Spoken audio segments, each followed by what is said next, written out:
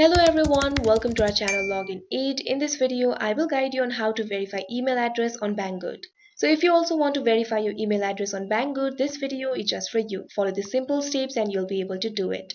So first of all, what you have to do is find the email that Banggood has sent you when you first created the account. Go to Gmail application and find the email. It will look something like this. You can see over here. At here, you'll be able to see the option for verify your email address. All you have to do is tap on it. Now you can see over here your email is confirmed. So that is how you verify your email address. But if you cannot find the email, what you have to do is open Banggood application and then you'll have to go to account. In order to go to your account, tap on the account icon that you can see at the bottom right corner.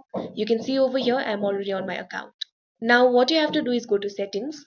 Tap on the settings icon that you can see at the top right corner. Now you'll be led to this kind of interface. Here you can see several settings options. At first you'll be able to see the option for account settings. All you have to do is tap on it. Now you'll be led to this kind of interface. Here you can see various profile informations. You can also find your email over here. If your email address is not verified, in your email section you'll find the option for verify now. All you have to do is tap on it and then the verification email will be sent to your email address. And again, you'll have to follow the process that I had mentioned earlier.